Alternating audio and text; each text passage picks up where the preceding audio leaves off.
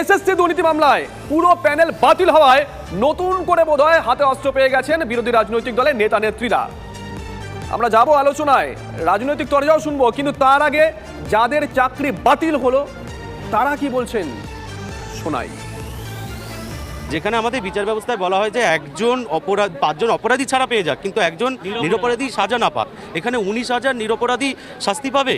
এটা হচ্ছে কি ঠকবাজ থেকে গাউজার হয়ে গেল। এসএসসির দোষে আমরা পথে বসতে বাধ্য হয়েছে। এটা সরকারের পুরো সদিচ্ছার অভাব হয়েছে, যাতে সবাইকে পথে বসতে হয়। আমরা পরীক্ষা দিয়ে চাকরি পেয়েছি, আমাদেরকে প্রমাণ করুক আমরা অযোগ্য। আমি এটুকুই বলতে চাই যে একজন যোগ্য প্রার্থীও যেন বাদ না যায়, একজন যোগ্য প্রার্থীও যেন এই প্যানেল থেকে বাদ না যায়, এটুকুই আপনারা দেখবেন। সত্যি তো, তারা যে প্রশ্ন তুলছেন, কেন অযোগ্যদের জন্য যোগ্যদের খেসারত দিতে হবে? এটা কি সভ্য সমাজে আদৌ হয়? দায়টা কার? শুনলেন তো, যারা চাকরি হারিয়েছেন তারা দায় চাপিয়েছেন সরকার এবং এসএসসির ওপরে। তরজাও শুরু হয়ে গেছে। যারা রাজনীতি করেন তারা তাদের মতন করে এই কোর্ট থেকে সেই কোর্ট, ওই কোর্ট থেকে সেই কোর্ট বল ঠেলাঠেলি করছেন। আসবো আলোচনায়, তার আগে প্রতিবেদন দেখুন। আমরা অনারেবল হাইকোর্টের কাছে দুটো না 3 বার দিয়েছি, একটা 18 ডিসেম্বর, একটা 20 ডিসেম্বর, একটা 5ই জানুয়ারি 2024, এবং তাতে 5,000-এর উপর যারা কিনা মানে আমাদের চোখে বিতর্কিত ক্যান্ডিডেট, বলা যেতে পারে অযোগ্য ক্যান্ডিডেট। স্কুল সার্ভিস কমিশনের চেয়ারম্যানের দাবি, অযোগ্যদের তালিকা জমা দেওয়া হয়েছিল আদালতে, 2 বার দেওয়া হয়েছিল পূর্ণাঙ্গ রিপোর্ট। 2016 নিয়োগ দুর্নীতি মামলায় হাইকোর্টের নির্দেশে 26,753 জনের চাকরি যাওয়ার পরিপ্রেক্ষিতে আত্মপক্ষ সমর্থনে TV9 বাংলার সামনে এমন বিস্ফোরক দাবি করলেন স্কুল সার্ভিস কমিশনের চেয়ারম্যান সিদ্ধার্থ মজুমদার। আদালতে যোগ্য অযোগ্যদের তালিকা না দেওয়ার যে অভিযোগ উঠেছিল তা অস্বীকার করার পাশাপাশি একটি তালিকা সামনে এনে স্কুল সার্ভিস কমিশন কর্তৃপক্ষ দাবি করেছে, নবম দশমে ওএমআর অনিয়মে চিহ্নিত হয়েছিলেন 808 জন, র্যাঙ্ক জাম্পিংয়ে চিহ্নিত 185 জন, সব মিলিয়ে সংখ্যাটা 993 জন।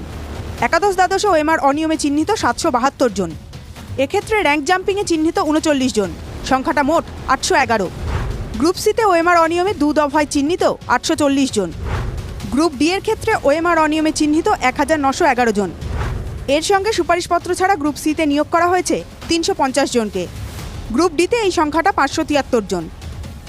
স্কুল সার্ভিস কমিশন কর্তৃপক্ষের দাবি, মোট 5,478 জন অযোগ্যের তালিকা তারা জমা দিয়েছে হাইকোর্টে। গ্রুপ সি এবং ডি এর ক্ষেত্রে আমি এই চেয়ারে বসবার আগে দুটো বিপরীতধর্মী এফিডেভিট গেছিল। জাস্টিস গঙ্গোপাধ্যায় যখন প্রথম তদন্তের নির্দেশ দেন, এই বিপরীতধর্মী এফিডেভিটের ভিত্তিতে দেন। বিরোধী রাজনৈতিক দলগুলি অবশ্য একযোগে দাবি করছে যে এই বিপুল অনিয়মের দায় কোনোভাবেই এড়াতে পারে না রাজ্য সরকার। যোগ্যরা চাকরি পাক এবং যারা অযোগ্য তাদের অন্য কোনো জায়গায়, কারণ ভুলটা করেছে সরকার। সর্বনাশ যে ক্ষতি করে দিয়ে গেছে এই সরকার বা দিয়ে গেল, তার কোনো ক্ষমা নেই। মুখ্যমন্ত্রী বরঞ্চ এই ছেলে মেয়েদের চাকরি গেল তার অপরাধে দুর্নীতির টাকা নিয়ে চাল কাপড় মিশিয়ে দিয়েছেন, তার অধিকার নেই ক্ষমতায় বসে থাকার। She must resign. দুর্নীতির দায় বাতিল প্রায় 26,000-এর প্যানেল, দায় এড়াতে পারে রাজ্য সরকার কমিশন। এসএসসি তাদের আজকে কে অযোগ্য এবং কে যোগ্য ইত্যাদি তালিকা নিয়ে যে ধোঁয়াশা তৈরি করার গতকাল বিজেপি নেতারা চেষ্টা করছিলেন, পরিষ্কারভাবে জানিয়ে দিয়েছে এই মাত্র এই কজন হচ্ছে অযোগ্য। সেটা হচ্ছে সেই সংখ্যাটা হচ্ছে 8%, আর বাকি 92% হচ্ছে যোগ্য। সরকার কিন্তু তাদের পাশে ছিল, আছে এবং থাকবে। রাজনৈতিক চাপানুতর চলছেই, মামলা এখন সুপ্রিম কোর্টে। জোরালোভাবে এই প্রশ্ন উঠছে যে যোগ্যতা থাকা সত্ত্বেও যারা চাকরি খোয়ালেন তাদের এই পরিস্থিতিতে ফেলার দায় কি রাজ্য সরকার আর কমিশনের নয়? সুমন মহাপাত্রের রিপোর্ট, TV9 বাংলা।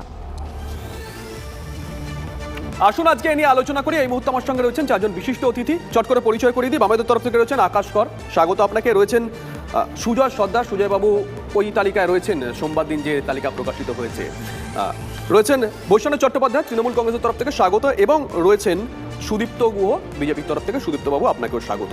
সুজয় বাবু, আপনি, আমরা ধরে নিতে পারি আপনি কোনো র্যাঙ্ক জাম্প করেননি, ওএমআর কোনো ম্যানিপুলেশন হয়নি, আমি প্রশ্নটা করিনি প্লিজ, ব্যাকডোর দিয়ে ঢোকেননি, আপনি স্বচ্ছ ক্যান্ডিডেট। কে স্বচ্ছ কে অস্বচ্ছ তা নিয়ে একটা তরজা চলছে। আজকে দীর্ঘ সাংবাদিক বৈঠক করেছেন এসএসসি চেয়ারম্যান। সাংবাদিক বৈঠকের সব থেকে গুরুত্বপূর্ণ যে লাইনটা, সেটা একবার শোনাই, তারপরে আসবো আপনাদের কাছে আলোচনায়। শুনুন। 19,000 মানে আমি অযোগ্যদের তালিকা দিলাম, বাকিরা যোগ্য। আপাতত যা তথ্য আছে আমাদের কাছে ধরে নেওয়া যেতে পারে আপাতত, কিন্তু নতুন তথ্য যদি আসে, কিছু কোনো ভুলভ্রান্তি হয়ে থাকে, কোনো ভুল বাকিদের ক্ষেত্রে নেই এটা আমি কখনো বলবো না। এরকম কেউ সার্টিফিকেট দিতে পারে না। যেগুলো বিচার্য বিষয় ছিল সেগুলোর ব্যাপারে যখন যখন আমাদের কাছে রিপোর্ট চাওয়া হয়েছে আমরা রিপোর্ট দিয়েছি, তার ভিত্তিতে এই রিপোর্টটা একটা পূর্ণাঙ্গ একটা কোলেক্ট করে আমরা দিলাম। এর বাইরে সবাইকে নিয়ে মানে সার্টিফাই করে দেবো এটা আমরা পারবো না। সুজয়বাবু, আপনারা যোগ্য, এসএসসি চেয়ারম্যান আজকের দিনে দাঁড়িয়ে বলছেন তিনি সার্টিফিকেট দিতে পারছেন না যে আপনারা যোগ্য। এর দায়ভারটা কার? আমাদের 2016 সালে বিজ্ঞপ্তি অনুসারে আমাদের পরীক্ষা হয় এবং তার ভিত্তিতে আমরা 2018 সালে ফার্স্ট প্যানেল থেকে আমরা চাকরি পাই। আমাদের 6 বছর আজকে চাকরি অতিক্রান্ত, 6 বছরের বেশি অতিক্রান্ত। যদি আজকের দিনে এসে বলে পুরো প্যানেল বাতিল, তাহলে তার দায়ভারটা কার? আমরা তো নিশ্চয়ই ওই মার্কশিট বাঁচানোর জন্য গিয়ে এসএসসিতে বসে থাকবো না। আমাদের তো নির্দিষ্ট কার্যকলাপ আছে, আমরা সেই কার্যকলাপ করি।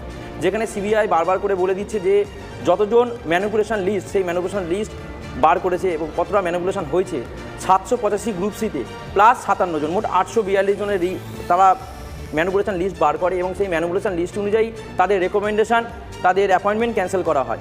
ক্যান্সেল করার পরে তারা আবার সুপ্রিম কোর্টে গিয়ে তারা পুনরায় চাকরিতে বহাল হন এবং যখন সেই সুপ্রিম কোর্ট থেকে বলে দেওয়া হয় যে আপনারা হাইকোর্ট থেকে 6 মাসের মধ্যে কেসটা শুনানি করুন, তখন এসে দেখা যাচ্ছে যে পুরো প্যানেল বাতিল করা হচ্ছে, যা স্ট্যান্ড ওপিনিয়ন দেয়নি বলে, স্ট্যান্ড ওপিনিয়ন এসএসসি দেয়নি বলে। তার একটা বিষয় তো পুরোটা শুনলেন যে এসএসসি হলফনামা দিচ্ছে আদালতে যে এরা এরা এরা এরা কেউ র্যাঙ্ক জাম্প করে, কেউ প্যানেল বহির্ভূতভাবে চাকরি পেয়েছে, ওএমআর ম্যানিপুলেশন করে চাকরি পেয়েছে।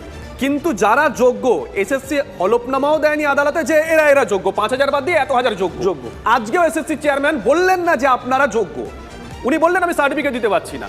আপাতত এর দায়ভারটা কার? এর দায়ভার তো আমাদের নয়। আমরা পরীক্ষা দিয়ে আমাদের যতটুকু করা সেইভাবে আমরা অ্যাপয়েন্টমেন্ট পেয়েছি, কিন্তু এই দায়ভারটা কে নেবে? যারা পরীক্ষা নিয়েছে তাদেরই তো নেওয়া উচিত। আমাদের তো বলে দেওয়া উচিত না যে কোনটা সঠিক কোনটা সঠিক নয়, সেটা তারা বাছাই করবে। তারা বাছাই করবে যে এটা সঠিক এটা সঠিক নয়।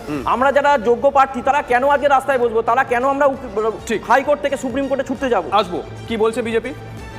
দায়ভার নিঃসন্দেহে সম্পূর্ণভাবে মমতা ব্যানার্জি, ওনাদের যে মুখ্যমন্ত্রী, তার কারণ কমিটিটা উনি তৈরি করে দিয়েছিলেন, যেই কমিটির সবাই এখন জেলে আছে। শিক্ষামন্ত্রী উনি নিয়োগ করেছেন, ফলে মোরাল রেসপন্সিবিলিটি তো ওনাকে নিতেই হবে। ঘটনা হচ্ছে আজ পর্যন্ত কি করে এই যে এরা যে পরীক্ষাটা দিল, এদের ওএমআর সিট কি করে গায়েব হয়ে গেল? এগুলো গায়েব হয়েছে এই কারণে, কারণ উপর থেকে ইনস্ট্রাকশন আছে যেটা, কারণ ওনার কথা ছাড়া একটা পাতা নড়ে না এই সরকারের। উপর থেকে ইনস্ট্রাকশন আছে এটা গায়েব করে দাও। গায়েব করে দিলে প্রমাণ করা সুবিধা হবে যে কিছু ভালো আছে কিছু খারাপ আছে। আজকে যদি এটা গায়েব করে না দেওয়া হতো তাহলে ওনাদের মতো যারা নাকি সত্যিকারের, যারা নাকি সঠিকভাবে যারা চাকরি পেয়েছেন তাদের উপর একটা আচর পড়তো না।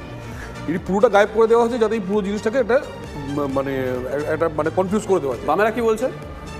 দেখুন, এই দায় সম্পূর্ণভাবে শুধু তৃণমূল কংগ্রেস বললে ভুল হবে, মমতা শুভেন্দুর যৌথ বাহিনীতে। কারণ এই যে এখন এসএসসি চেয়ারম্যান বললেন যে আমি অযোগ্যদের তালিকা দিয়েছি, কিন্তু বাকিরা যে যোগ্য সেটা বলতে পারছি না। উনি কি মানে আমি জানি না উনি কি বুঝছেন কি জানছেন। এই যে আজকে ওদের মতো যারা বসে আছে রাস্তায়, যারা কান্নাকাটি করছে, যাদের কারোর আমি কয়েকজনকে ব্যক্তিগতভাবে জানি আত্মহত্যার পথের দিকে যাওয়ার মতো অবস্থা, তাদের কথা কি একবার ভাবছে না? তাদের কথা কি একবার মনে হচ্ছে না যে আমি কত বড় অমানবিক একটা কাজ এই তৃণমূল কংগ্রেসের নেতৃত্বে, মমতা বন্দ্যোপাধ্যায়ের নেতৃত্বে, তখন শুভেন্দু অধিকারীরাও ছিলেন ওদের সাথেই, সেই জন্যই বললাম প্রথম কথাটা। আরে কি মুশকিল, আজে বাজে কথা এখন দেখেছেন কি? দাঁড়ান, কথাটা হচ্ছে এইটাই যে এই দুর্নীতির চাষ পশ্চিমবাংলায় যেভাবে হয়েছে, এক ও একমাত্র দায় তার। এই পরীক্ষা যে সময় হয়েছে এবং যে কোনো দিন ধরে এই গোটা ব্যাপারটা চলেছে, প্রথম থেকে শেষ পর্যন্ত গোটা ব্যাপারটাতে দুর্নীতি। প্রথমে আপনারা নিশ্চয়ই মনে আছে প্যানেল বের করবে না, এসএমএস বুঝতে পেরেছি। প্রথম থেকে শেষ পর্যন্ত যে দুর্নীতি হয়েছে তার ফলাফল হচ্ছে এই। বৈষ্ণবদার কাছে একটু যাই। বৈষ্ণবদা, খুব পরিষ্কার, মানে এই যে প্যানেলটা বেরিয়েছিল তার মধ্যে ধরুন এত সংখ্যক অযোগ্য বা বেআইনিভাবে চাকরি পেয়েছে, বাকিরা যাদেরকে এসএসসি চেয়ারম্যান আজকেও যোগ্য বললেন না, আমি ধরে রাখলাম একটা অংশ। এসএসসি কোন অংশের জন্য সুপ্রিম কোর্টে যাচ্ছে? অযোগ্যদের জন্য, নাকি যাদেরকে যোগ্য বলতে পারলেন না তাদের জন্য এসএসসি যাচ্ছে সুপ্রিম কোর্টে? আমি যেটুকু বুঝলাম ওনার বক্তব্য থেকে যে 5000 জনের বিরুদ্ধে একটা কমপ্লেন ছিল, কিন্তু এই যে 25,753 জনের চাকরিকে যে বাতিল করার কথা বললেন, এই ব্যাপারটা চ্যালেঞ্জ হচ্ছে। সুতরাং আমি যেটুকু বুঝি ওকালতি জীবন থেকে, যে যাদের বিরুদ্ধে এই চাকরি বাতিল করলেন বিজেপি পার্টি এবং সিপিএম ষড়যন্ত্র করে, তার যিনি রায় দিলেন তিনি কি সবার কথা শুনেছেন? আমাদের আইনের একটা কথা আছে যে আমার বিরুদ্ধে কোনো যদি তার রায় দিতে হবে তাহলে আমার কথাও আমার শোনা উচিত ছিল। মানে এই 25,753 থেকে আমরা সরকার চাকরি দিতে চাইছে, মমতা ব্যানার্জি চাইছেন যে চাকরি ছেলে ছাত্র সবার বজায় থাক, কাদের? আরো 10 লক্ষ অযোগ্যদেরও? চাকরি লোকে পাক, সে কথাও বলেছেন। অযোগ্যদের চাকরি বজায় থাক চাইছেন না মমতা না, এইটাই বন্দ্যোপাধ্যায়? আপনাদের সমস্যা হলো যোগ্য অযোগ্য বিষয়টা নির্ধারিত হবে কোর্টে, ফয়সালা হবে, কিন্তু আপনি কি কারুর চাকরি খেয়ে নিয়ে এই পৈশাচিক যে আনন্দ, আজকেও আজ বিজেপির একজন এমএলএ তিনি বলছেন না আমরা আবার আমরা 30 তারিখে আমরা এত রাজনীতি লোকের চাইছি না। চাকরি যাবে। সুজয় বাবু এখানে আছেন, আমরা একেবারে রাজনীতি চাইছি না বৈষ্ণবদা, কিন্তু আমার কথা হচ্ছে আজকে এসএসসি পর্যন্ত বলতে পারছে না যে এরা যোগ্য, সুজয় বাবুরা যোগ্য। আপনাদের তো এইখানটাই মানে টুইস্ট হয়ে যাচ্ছে কথাটা। আমার কথা হলো যে কারুর চাকরি খেয়ে নেবো কোনো রাজনৈতিক দল, ভারতীয় জনতা পার্টি বা সিপিএম এর বিকাশ ভট্টাচার্য, এদের এই যে পৈশাচিক মানসিকতা, যারা চাকরি করছে, তাদের বিয়ে করেছে, সন্তান আছে, তাদের একদমই সংসার আছে, এদেরকে সর্বনাশ করে দেবে, এইটা কেন করছে? আমাকে একটু বলতে দিন। হ্যাঁ বলুন, আপনি বলুন। আমি বলছি যে যোগ্য প্রার্থী আমরা যারা আমরা যোগ্যতার ভিত্তিতে চাকরিটা পেয়েছি, আপনারা প্লিজ, আমার একটা রিকোয়েস্ট যে আপনারা এটাকে রাজনৈতিক খেলায় নিয়ে যাবেন না। আমরা সত্যি খুবই অসুবিধার মধ্যে আছি। আপনারা হয়তো রাজনীতিক খেলা করে বা রাজনীতিক আঙিনায় নিয়ে গিয়ে জিনিসটাকে যতটা কমপ্লিকেটেড করছেন, কিন্তু আমাদের যোগ্য প্রার্থীদের মানসিক অবস্থা সেই জায়গায় নেই। আমরা যারা যোগ্য প্রার্থী আমাদের অসম্মানিত হতে হচ্ছে পদে পদে, ঠিক আছে?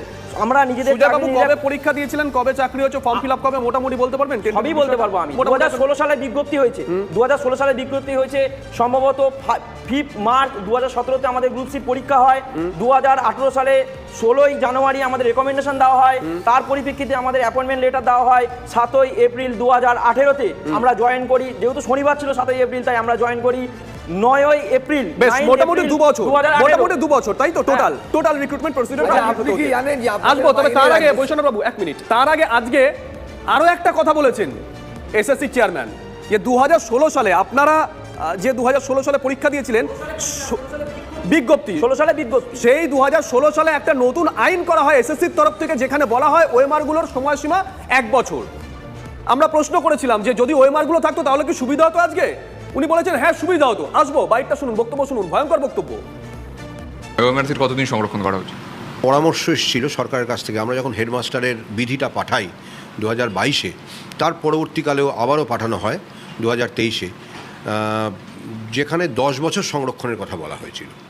এখন গোলযোগ 10 বছর পরে হতে পারে, তবে সম্ভাবনা অবশ্যই কমে যায়। এই ক্ষেত্রে অন্তত যদি অরিজিনাল ওএমআরগুলো থাকতো তাহলে সবকিছু সহজ হতো না? নিশ্চয়ই সহজ হতো, আইনগত দিক থেকে সহজ অবশ্যই। সমস্ত রকম গুরুত্বপূর্ণ শিক্ষণীয় খবরাখবর সবার আগে জানতে অবশ্যই আমাদের চ্যানেলটিকে সাবস্ক্রাইব করে রাখুন।